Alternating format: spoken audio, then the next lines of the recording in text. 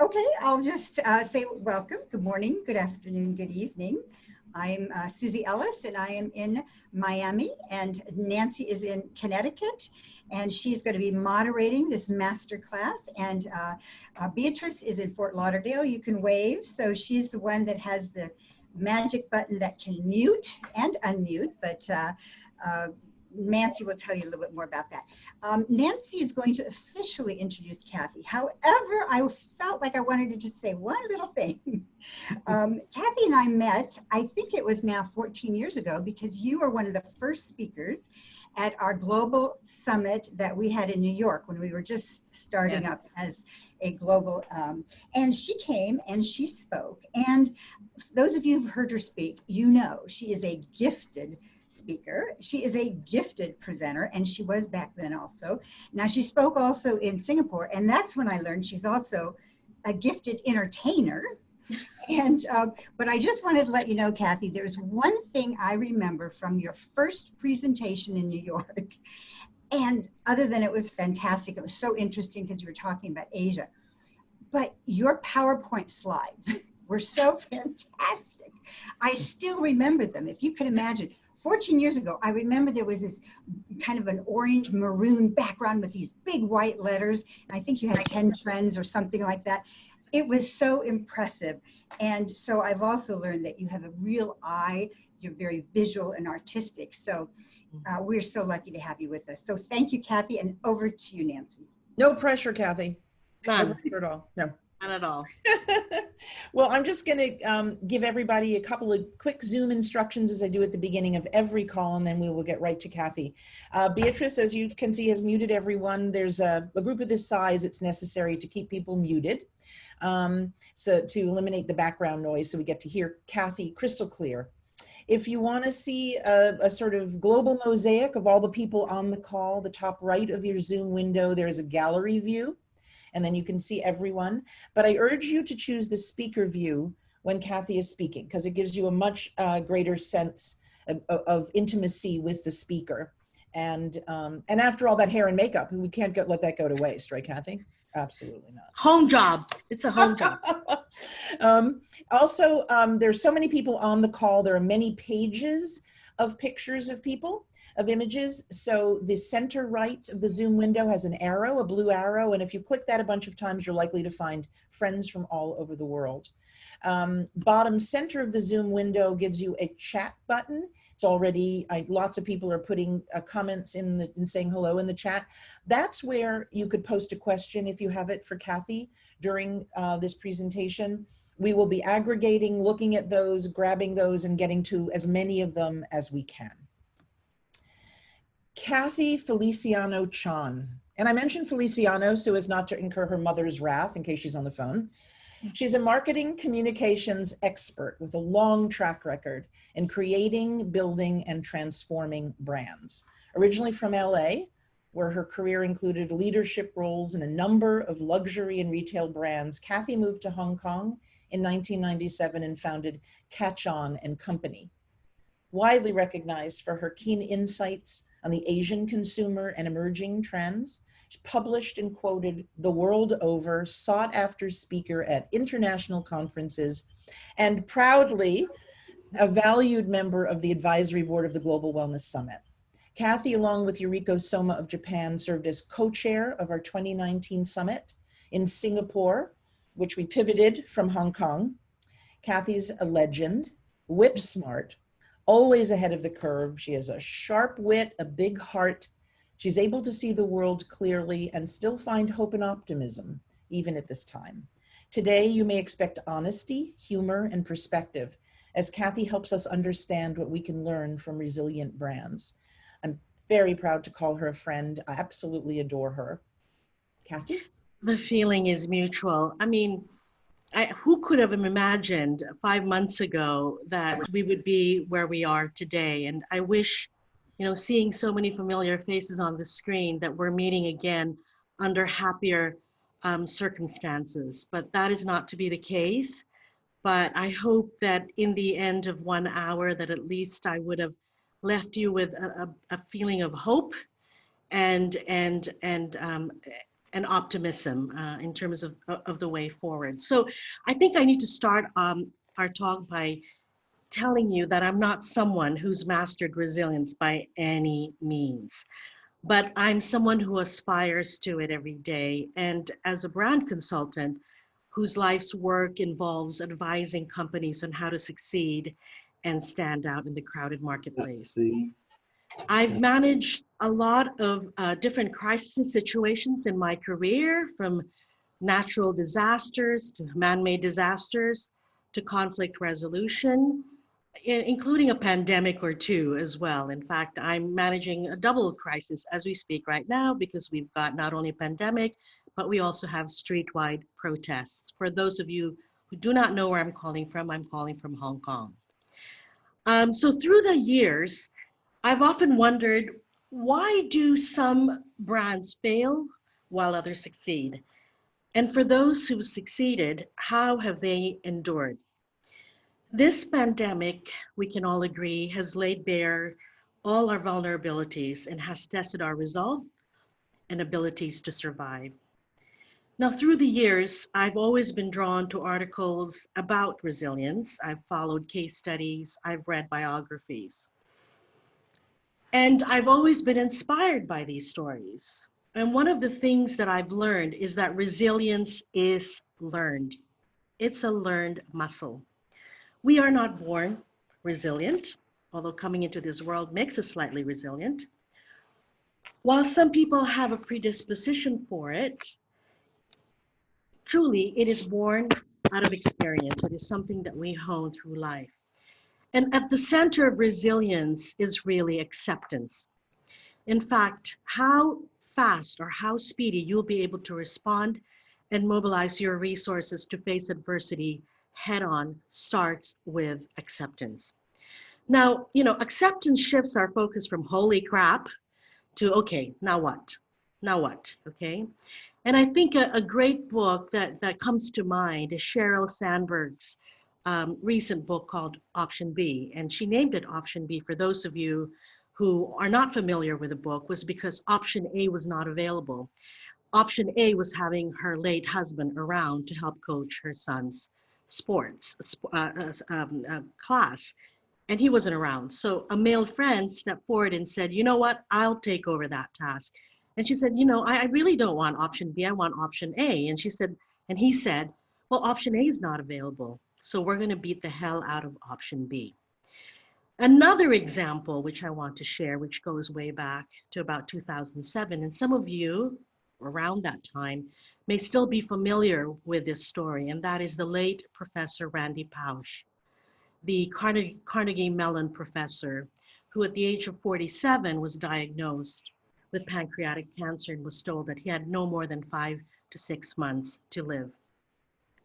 And I remember in his last lecture, which you can actually Google today or buy the book, he said, we have a choice. We either be a Tigger or an Eeyore. We cannot change the cards we are dealt with, but we can just how we play the hand. So we cannot change the cards we're dealt, just how we play the hand. So accepting his fate allowed him to live the remaining 10 months of his life with a sense of urgency, purpose, and legacy. So I start this from a very personal perspective, because resilient people are inherently fighters. They're not victims, okay? They don't dwell, they act, okay? And they come with this trait that psychologists call an internal locus of control, that basically says, they have a control over the outcome. They may not have a control over the circumstances surrounding them, but they can control how they will respond to it. So they're not a victim of fate or destiny per se. And that's a different mindset. So they're able to take adversity, reframe it, giving it a context that ties back to their values and purpose. Now, I say this with you because I want to set the scene for you for where we were at when we first learned about the pandemic. Keep in mind, we were in Hong Kong. We share physical borders with mainland China. We heard a rumor about some virus in Wuhan, which, by the way, we also had projects in Wuhan at that time. So we had our teams traveling to Wuhan. But it wasn't confirmed until about 3 weeks later, at the height of the Chinese New Year holiday break. Now, to give you context, this is the largest migration of human capital in the span of 5 days. Some 3 billion trips take place over 5 to 10 days. Okay, so you can imagine all of this kind of activity taking place. When we got wind of the news, many of us were traveling because this is the biggest holiday period for us. It's kind of like Christmas and Thanksgiving combined. And we were completely taken aback. We were shocked. We were paralyzed by fear. Many of us didn't know what to do, whether or not to make it, back to the office, whether, we were seeing the end of times or what have you. Now, I want you to keep that in mind because the writer Gary Hamel in Harvard Business Review article in 2003 said, for many of us caught in a crisis, the future is less unknowable than it was unthinkable. It is less inscrutable than unpalatable. Basically, many of us knew this was coming. Those of you in the West knew 3 months before it actually hit your shores. We knew 3 weeks before it hit us. We knew this pandemic, and for us, it was a question of, wait a minute, will I let this paralyze me or will I fight it? Because for me, I had lived through SARS 17 years before in Hong Kong. So it was intimately familiar. And at that time, I really thought we were going to die, okay? So I knew that I couldn't be paralyzed by it. And I was able to mobilize our team within 7 days of hearing about the crisis, okay? And we were able to set up the office so that it was functional, so that we would be able to service our clients, and we were able to mobilize a crisis team in place within 10 days of the crisis. So this foresight, as well as hindsight, allowed me to spring into action and mobilize our team very quickly. So resilience is a result of the strength and speed of our response. And in business, being resilient is far more important than any other qualities we've associated with great brands today. And typically, these are things like first mover advantage, relevance, and innovation. In the scheme of things, none of those things will matter if you don't stay resilient, okay?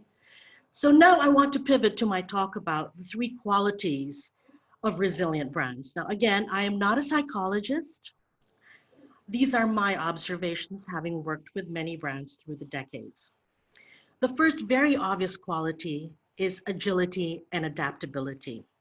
Really, agility is the heart of business and operational resilience. Are your businesses built to last? And if they're not now, what can you learn from this disaster so that the next time something of this magnitude strikes, it doesn't take out your entire house? Resilient brands are able to adapt, change direction, and constantly realign itself to its customers' needs. They thrive in the midst of adversity and disruption, and in many cases, they're defined by it. So the key here is being able to pivot, suggesting that there's always a rigor and discipline in place, a muscle memory, okay? Again, like I said before, people are not born resilient, brands are not born resilient. It is a mindset. It is a practice honed often because of failure, okay? And through time, through experience, they don't wait for a crisis to make them tougher. They build toughness into their operations and supply chains to protect their business against a wider and more acute range of potential shocks and disruptive events. So what does it mean to be operationally resilient? I want you to all think of your businesses right now. Think of your businesses. And I want you to answer the following questions for me. Not out loud in your mind, by the way. How quickly were you able to mobilize your teams to work from home? How quickly were you able to adjust your supply chains to respond to demand? How quickly were you able to deploy compelling sales strategies to shore up your cash position? How quickly were you able to mine your database for fast-changing insights and consumer sentiments? And lastly, how quickly were you able to push out creative content to stay connected and engaged with your key stakeholders?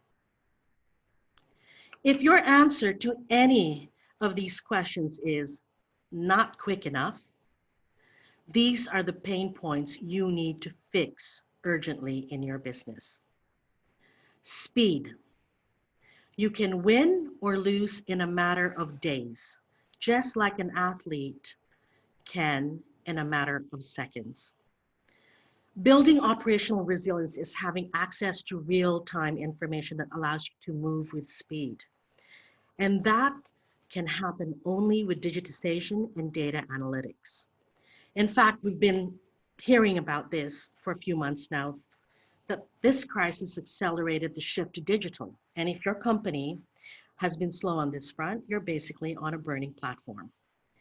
Retail brands that didn't already have an omni-channel strategy before COVID have little chance of surviving post-COVID. Looking at your businesses right now, from the guest journey to your value chains, what aspects of your operations can be made more efficient through digitization? What kind of real-time information do you need to be able to make quick-minded responses, which can be fast-tracked by digital technology? And for brands who couldn't get their customers in their physical spaces, that like many of you who run spas, they were quick to pivot with engaging content, while some brands completely dithered or were just paralyzed. How are you taking advantage of this most fertile and receptive period in content engagement? Now, there are clear winners emerging from this crisis, not only losers. And if you want to look for who they are, just look at what we're doing right now. Look at the way we're working. Look at the way we are staying connected with our loved ones, the way we shop, the way we get medical care, the way we conduct our everyday lives. And if you consider all of that, what they all have in common is digital technologies that make all of this possible. Whether it's telehealth, whether it's Zoom calls like this, live streaming fitness classes, or online learning. So agility also means looking at alternative revenue streams. In a time like this, nothing should be beneath us unless it's illicit or illegal, okay? You have China hotels, 5-star hotels right now, offering their rooms at a day rate to businesses who don't want to be in co-working spaces. There's no shame in that. Fine dining restaurants that have pivoted into burger joints within days. A gin distillery producing hand sanitizers. We've heard of a sandwich packaging company that started making PPE masks because they realized that the fabric or the material that they use for wrapping sandwiches could also be used for the face.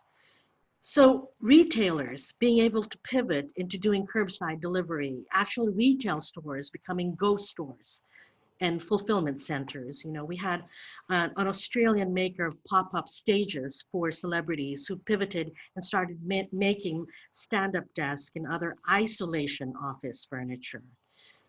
Prominent architectural firms in London who are cutting and assembling facials, thousands of them every day using their in-house laser cutters.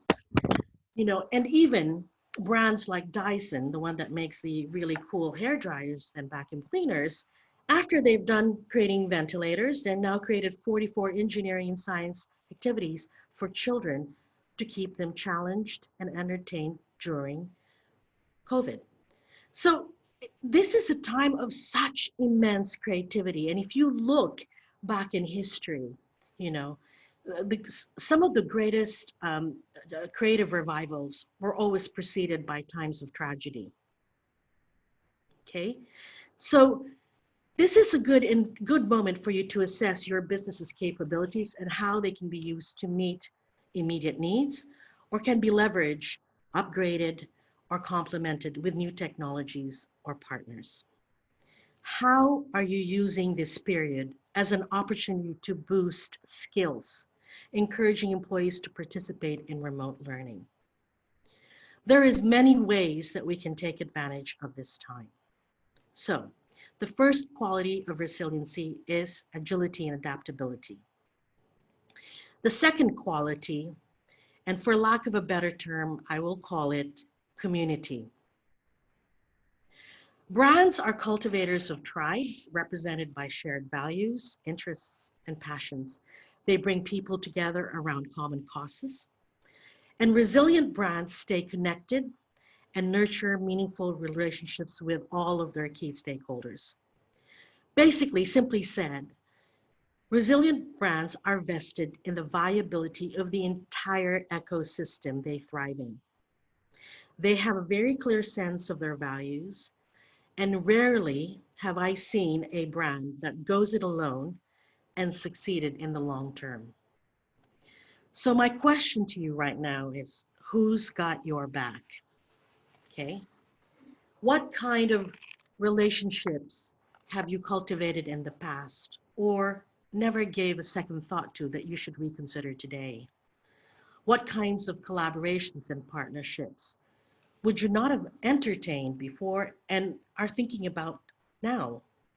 This is a good time for you to sit down with your partners and employees to really revisit your mission vision statements. The third quality that I think is equally essential is ingenuity born from failure. Let me tell you this again. Ingenuity, not innovation, ingenuity born from failure. The reason why I say ingenuity suggests a scrappiness. It's a willingness to work with less than ideal conditions. It's working with what you're given. It's working with constraints. In fact, many people believe that true creativity comes when you're working with constraints.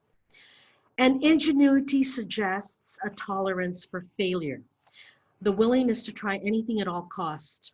And one thing I like about ingenuity, it is not self-conscious, okay?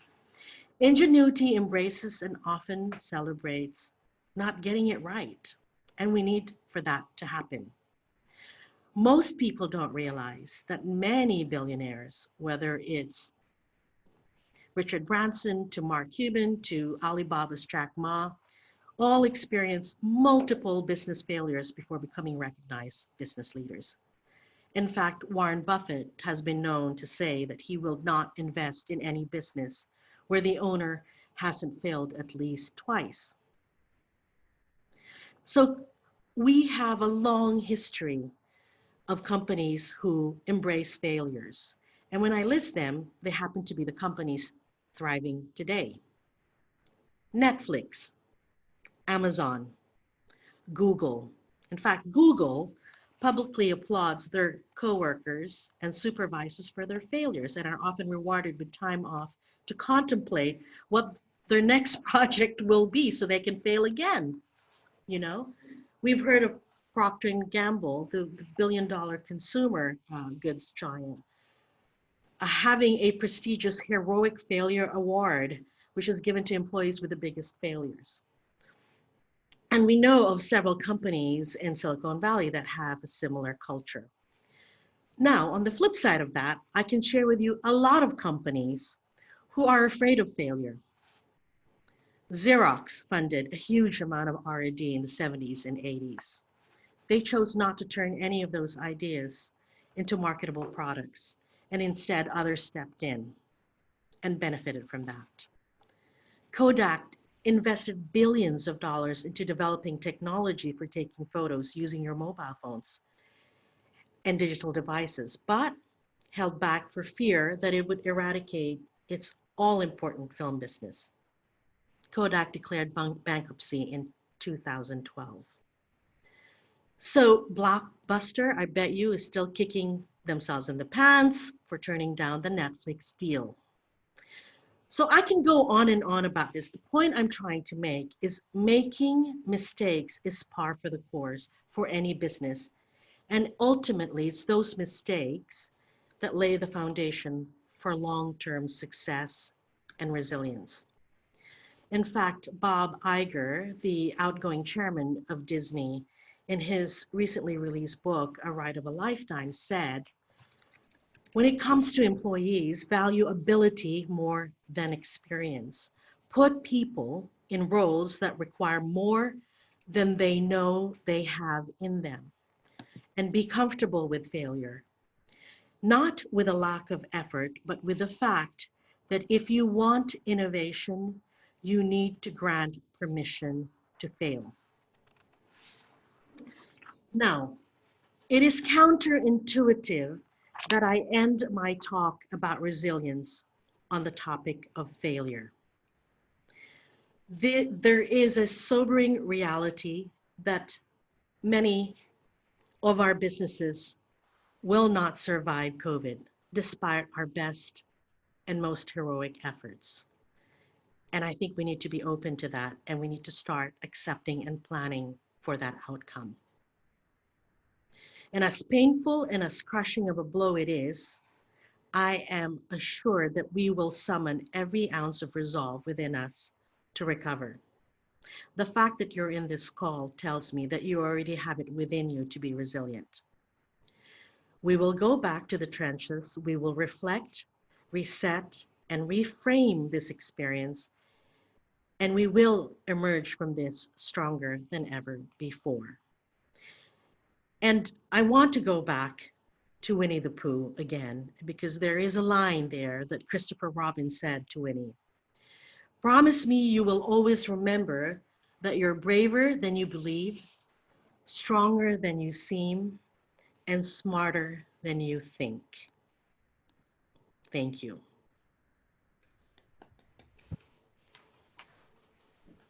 Cathy, that was unbelievable. I have tears in my eyes, which is not unusual after you speak, because you always hit the heart as well as the head. And this has been just incredibly valuable information. And I can see why your clients rely on you to get them through many things. I wonder if you could talk for a minute about how spa brands, wellness brands are coping, what mistakes they're making, what the opportunities are in this sector, in this world. You know, I'm going to talk more generally about what mistakes a lot of startup brands tend to make. I mean, in general, having a snazzy logo and a quirky name does not make you a brand, okay? A brand is really born through a long-term experience that you've invested in with the consumer. You know, it is based on a shared set of values, a promise, a proposition that you have with your stakeholders. And I think that oftentimes that we forget that, you know, that creating a brand, a difference from being a company or being a service versus being a brand is that a brand evolves through time. And it often, you know, it often comes from a set of very unsexy disciplines, you know, and being consistent, knowing what you're made of, you know, committing to certain business principles like, you know, CRM. I tell you, at the heart of spa brands, it's really two things. We're really great laundry services, and we're CRM. It's CRM. And if you didn't have a good CRM system in place, there is no way that you could mine your data for up to the minute insights to be able to adapt some of your marketing strategies, right? So when I think of, you know, the mistakes that spa brands make, I think there's so much emphasis often on the physical space, you know, the design of the spas. And don't get me wrong, these are very important, you know, the things that you see. And there's not enough investment and discipline put in the back end type of work that really brings that brand to life.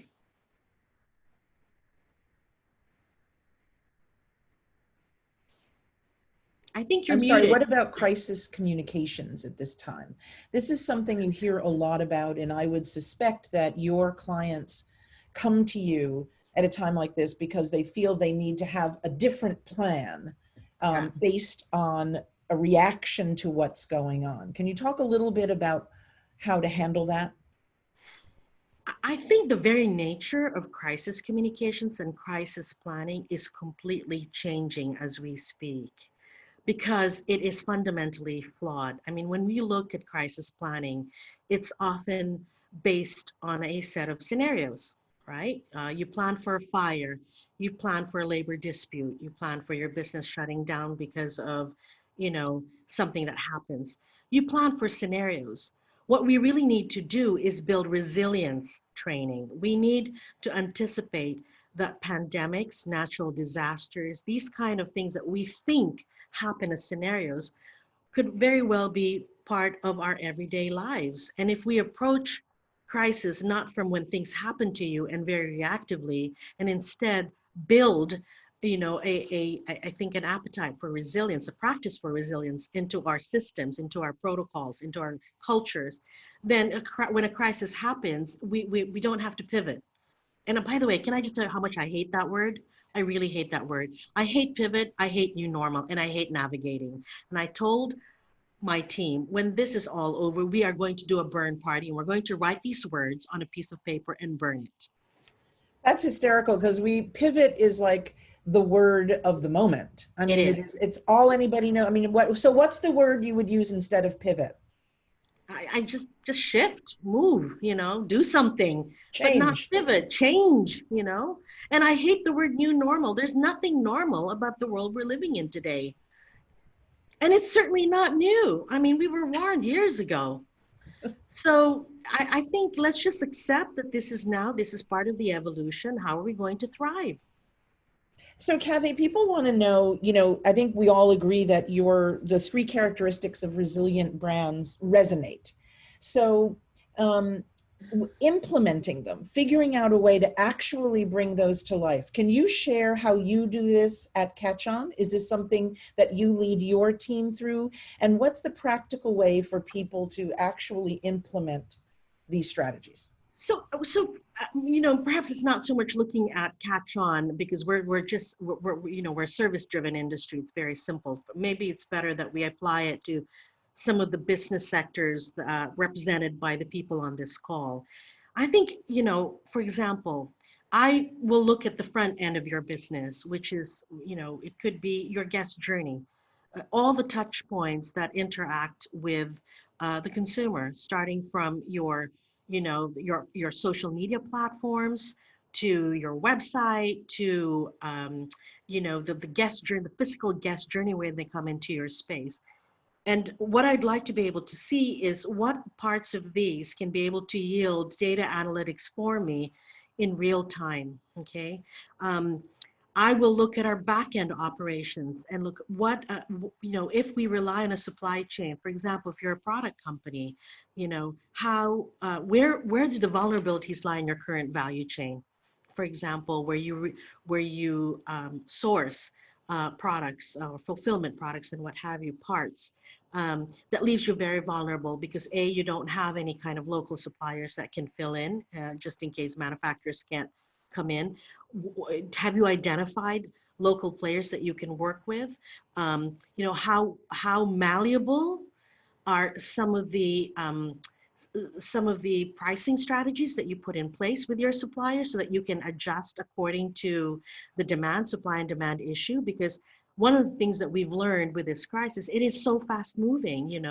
We don't have, I mean, literally it is hour to hour, right? And we're not built for that. Many of the companies, if you think about how automakers were able to quickly pivot million dollar factories and and assembly lines to go from making cars to making ventilators, that comes through decades of really mapping out their systems and putting it in place. They know down to a second what it takes for these things to run, from a human capital as well as from machinery perspective. So we almost need to look at our practices to that degree of specificity, from the front end to the back end.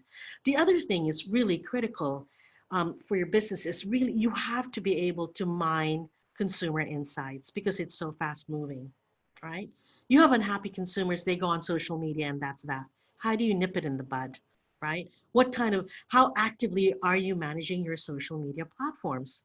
Uh, that's one of the key takeaways for us in this crisis is the amount of content we were consuming, and I think the wasted opportunities for a lot of brands who were not quick to pivot. you know, um, this is not a time for perfection. I think, in fact, we are tolerating imperfection. We are, as long as you're putting out there, you have chefs that are taking people into their kitchens and making things out of spam. They would never have thought about doing this before. Um, and we had so much content. People were hungry for content. Some brands were able to quickly, produce content in a matter of a few days. And we had brands that we were working with that took weeks before they finally could wrap their heads around what they were going to do. At the end of the day, it's about staying in touch with your consumers.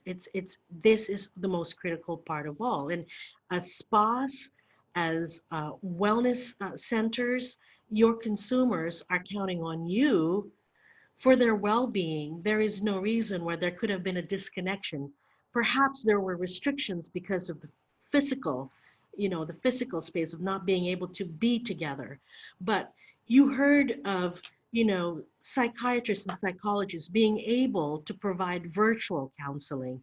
Why couldn't we do something similar? You have heard of gyms that were able to produce live streaming classes in a matter of a day. I mean, this was very, very popular in China. Or restaurants that were very quick to pivot into doing takeout or pop-ups. So these kind of things, what do your customers need right now? What are their needs that you can fulfill? And how can you monetize that? How can you look at your businesses to convert them into revenue streams that you would never have thought of before? I mean, we had one client here in Hong Kong, which is a leading upcycling system for textiles. And they take garments and they basically turn this into new yarn that you can use again for making apparel. And they were able to look at one part of the system which does disinfection and use that for disinfection of masks. And it certainly didn't involve the entire system, but it's like, how quickly can you look at your business? Not necessarily its entirety, but how do you break it up and say, wait a minute, this part right here, there's a way that we can repackage this, and this would be very marketable for this particular sector. So I think this is the level of scrappiness that we think right now. And I think, sometimes we tend to be overly self-conscious. Well, this is not on brand. I'm telling you, that doesn't exist today. Yeah, that's quite a statement coming from the brand person. Yeah, and absolutely incredible. What do you think the opportunity? Then there's a lot. Maybe on the burn pile, you'll put silver linings as well when this is all over. But there's been a lot about the silver linings at this time. What's happening? People are forming community again. People are eating with their children again. People are, slowing down. People are being creative. Businesses are, being born of this. And there's tremendous focus on the wellness industry. Right. And I wonder if you could speak for a moment about the opportunities for the wellness industry and the resilience, which I think we're feeling in the industry as well. I think this is an amazing time to be in wellness. I know it may not seem like it right now, but I think if anything, this crisis has really made a solid case for the importance of wellness. Yes, there are restrictions that we have to work around in the immediate term, but I reassure you, this is temporary. It is temporary. We will emerge from this stronger, but we will emerge from this with very different business models. And this is across the board, whether you're a hotel, whether you're a restaurant group, or whether you're a spa. Um, One of the things that this crisis has done is really, like I said, it's laid bare some of the practices that probably need to be rethought or taken away completely. I know from the restaurant industry and the way um, the restaurant business is put together with very razor thin margins, um, you cannot go back with the same kind of business model going forward. And so that is being rethought. I think the same can be said about the hotel business. And one of the things that I keep getting asked about in the last 3 months is, will travel come back? I reassure you, and mark that clock, mark today, travel will come back in a very, very big way. Okay, it will. I mean, you saw it over the weekend. Unfortunately, we are not meant to be locked in. We're not. We're not built that way physiologically, biologically, right? And it will come back. I think we will have a renewed appreciation for travel, for touch, um, for aspects of the wellness experience that have either been marginalized. I think that there is going to be a return to nature. So a lot of the trends that we've already cited before, actually, it's just been amplified even more. So there are no new trends really. To believe it or not, we said a return to slow travel. We said that 2 years ago, right? Um, a counter to over tourism, that was already cited in the Global Wellness Summit trend reports and discussed. So there are not necessarily any new trends. It's just that this pandemic has accelerated or leapfrogged it even more forward. So yes, slower travel, we're going to be hitting the roads. We're going to be probably taking longer trips, more considered trips. Um, I think the expression of luxury will change, and that change has already been in place for quite some time, a more considered, more purposeful expression of luxury that's already there. Um, so, I mean, I am very optimistic about the future, and don't think that I'm a tigger running around, just bouncing around thinking that everything's going to be okay. I have lived for the last year in the midst of social unrest and now this pandemic, right? And um, and we've learned to thrive. I mean, it really brings out the best in you.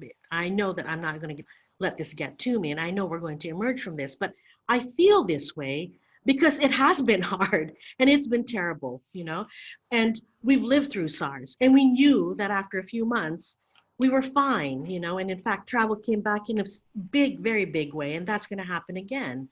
So I know that I'm hitting so many notes right now because I want to make sure that I address many of I think the businesses that I think represented in this call right now. I want to reassure you that people will be looking for wellness again, if not now.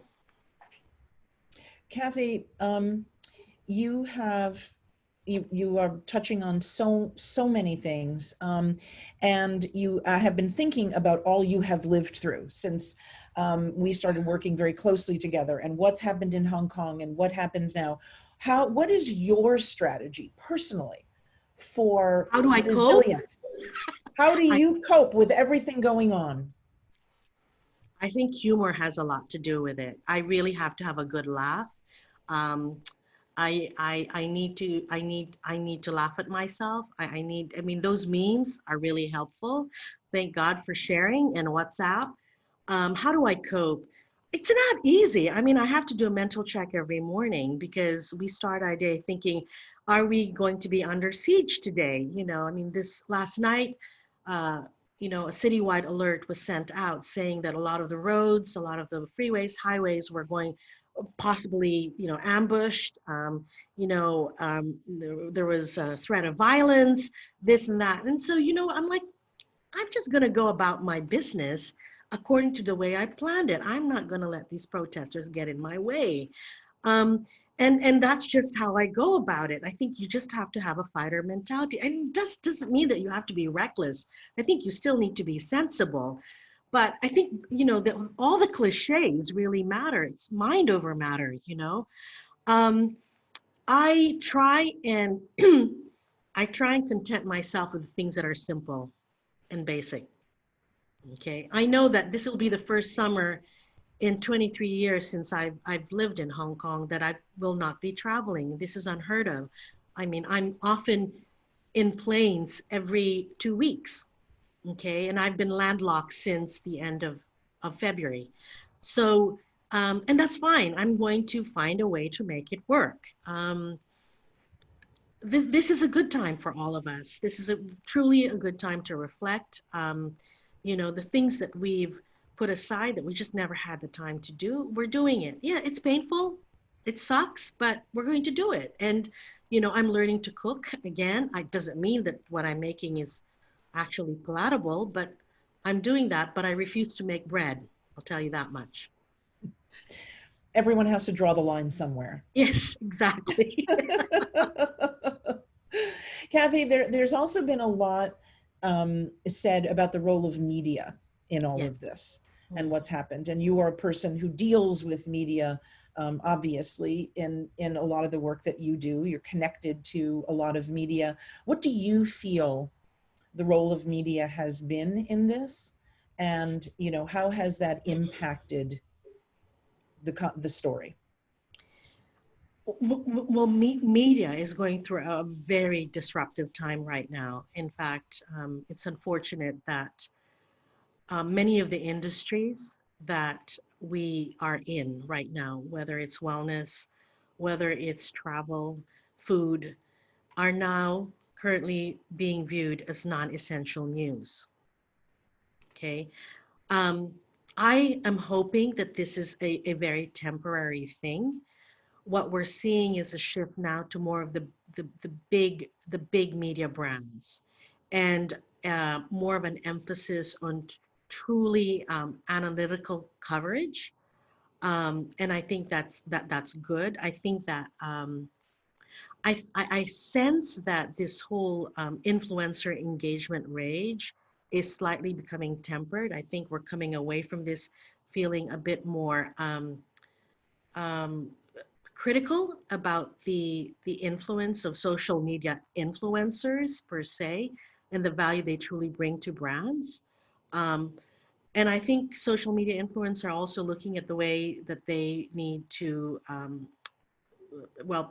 exist in this, where we're headed.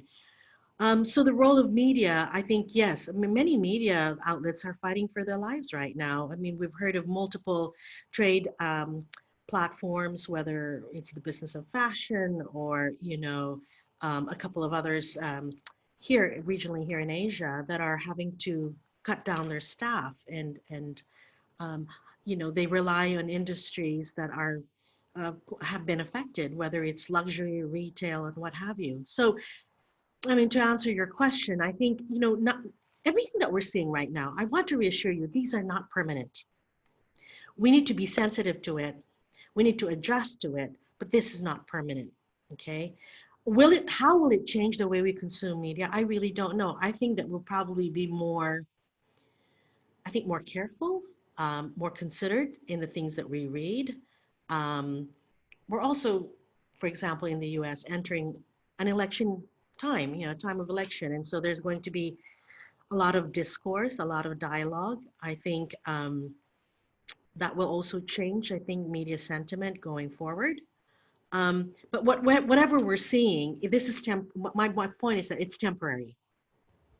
Cathy, there's a question that's come up about new kinds of businesses and business models that might arise as a result of this pandemic and what people are seeing, a different kind of brand or something. Do you have any insight into anything new that could come up as a direct result of how people are dealing with this or how businesses are shifting or the creativity that may be taking place?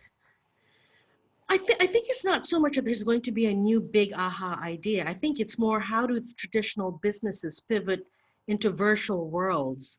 I mean, we heard of one production company that's able to put together drop kits, given the rise in the need to produce video content and the fact that you can't leave your homes, and how do you produce video content? And this apparently this company, which was started by obviously another young wonder kid, somebody in their 30s, who you know mobilized all these resources worldwide of all these freelancers who have equipment. Okay, well, you need, you know, lights, you need teleprompters, you need all of these things. They're able to put drop kits together for you and deliver it to your door so that you can produce content on your own. So it's not necessarily that I see like one, you know, amazing company coming out of it. It's more as how do we take some aspects of our business virtually? I mean, look at what's going to be happening in education. Goodness, I mean, hello, you know, the opportunities there, and look how backward they still are. So I think the virtual component is going to be very key. What's the what's the question you're hearing most from your clients who call you at a time like this? Can you lower your fees? And do you? On a case by case basis, if you're nice. I mean, listen, you know, we know what it feels like. We're in it together. I mean, it hurts, but if they're suffering, we also need to suffer with them. It's not a great time to be in any kind of service industry right now because you also have no idea when fees will go back up, right? But I think that we've never been busier than we are now. The amount of work, I mean, we've been pulling in 16-hour days since the crisis started because many of our clients are located all over the world. You know, as soon as we end our day here, London is waking up, you know, and right now, which is, you know, 10 o'clock your time or after 10, it's 10 o'clock in the evening here. So literally we've been operating like this, you know, for about 4 months already. And yes, it's tiring, but you know, we just carry on. We're resilient. Well, I know you don't like to get too personal, but I just want to say, first of all, this has been absolutely fantastic. But you have a young son who must be home getting homeschooled. You Yes. have a daughter in college. Yes, two daughters in college. One that's graduated already, yeah. One that graduated. So you have family to contend with, a business to contend with, life. You know, how is all of that working for you? How do you manage to, at 10:30 at night, be so smart and charming and awake with all that you have going on in your life? Maybe you should be asking my kids. I'd They're like to locked ask your up kids right about the now. cooking, actually. Well, you know, I really have to come clean on this one because I don't think I can do what I do if I don't have the help that I have at home. And I think that's one of the things that has kept me here in Hong Kong as long as I have, is because we have access to amazing domestic help that's become part of our family. So that's been a huge plus. How do I cope? You know, I'm going nuts, to be frank with you. Yeah, my kid has been homeschooled since the end of January. I mean, he just went back to school last week. My daughter came back from LA last Thursday and she's been in quarantine in a hotel close by because we can't have her at home for 14 days until she clears quarantine. Um, so we cope. But It things can are be opening up worse. a bit. Yes, things are Yes, I opening up. mean, definitely. I mean, you know, I think part of the success of Hong Kong in terms of mitigating the fallout from this pandemic had to do primarily with the people self-regulating. I mean, you cannot walk down a street here without, you know, a mask, and you will be stared at, and people will really take you to task if you don't have a mask. You enter any building, whether it's an office building, a restaurant, a hotel, and it is standard for your temperature to be taken and for you to fill out a health declaration form. And we willingly do it, you know, because we feel we're accountable to each other. So yes, you know, people are starting to go out again, but we're also quite cautious because we're bracing for what we call the third wave, which will start in the summer when many of the kids in schools in the West will be coming back. I feel that our second wave was far more catastrophic than our first wave. And our second wave happened when the pandemic hit the US and Europe. And the fallout for us here in Hong Kong was catastrophic because being a banking center and so much of our businesses located worldwide, I mean, it really hit us pretty hard. But now with the third wave coming, I think that we're better prepared for it, if only that we can you know, manage this other mini crisis that's taking place on our streets. But so how are you, when you look at the rest of the world and you see, certainly in the United States, as things open, there are just these images of people, you know, in big groups and on beaches and in restaurants and no one's wearing masks. And what, you know, what's your thought when you take a look at that?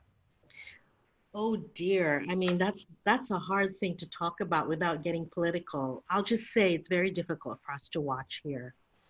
I mean, I'm a proud American, but when I watch the nightly news, I need to take my high blood pressure medicine to make sure that I don't lose it. It's very disconcerting, and I mean, I speak for myself, and I think the reason why I think that this pandemic will play out a lot longer than we want, because of the fact that it's not really contained in the U.S. And the U.S. is such a critical market to the rest of the world. How Susie, you behave in the U.S. Thank you, Cathy, for everything. Susie, would you like to do you have a question for Cathy as we get to the end of this? Yes, thank you, Cathy. This was fantastic. And I just thought we should honor what Hong Kong has accomplished. And I would just like to hear from you. I was reading the Wall Street Journal this morning, and Hong Kong and Singapore have this unbelievable result in containment and, you know, fewer deaths and so on. And I was just wondering, maybe you could share, I mean, you had double pandemics. What have you seen that has been done right, and maybe what has not been done right that we can all learn from? You know, unfortunately, it really comes down to the individual. I mean, we held ourselves accountable and responsible for the collective welfare of everyone else. You know, the self-regulation, the self-policing. It's really central to how, you know, Taiwan, Hong Kong, Macau, Singapore has emerged from this. It's because we had a history with SARS in 2003. We quickly, I mean, mask wearing is commonplace here, like I said. And in fact, it was the people who put a greater influence on the government to close the borders. Soon after the pandemic was reported, the government took a while longer than the people had wanted for action to take place. But it was the people themselves taking it upon themselves to self-regulate, to, you know, make sure that they didn't expose people to anyone. We were wearing masks. We were, you know, aware, you know, companies quickly deployed very early on in terms of business continuity plans, you know, splitting up their teams into different teams so that they could, you know, work from home. Like, we were way ahead of everything. So when I look at the US, unfortunately, the emphasis on personal freedom is coming at the cost of, you know, the collective welfare of everyone else. I mean, there's something to be said about that going forward, right? Cathy, thank you so much. And now Beatrice will unmute everyone so we can give you a round of applause, which you richly deserve. A global love, Cathy. Visit us in Hong Kong. Really, we miss you. Hong Kong. Thank you, Cathy. Thank you, Cathy. Thanks, Thanks, Kathy. Blessings. Thank you, Cathy. Thank you. Thank you.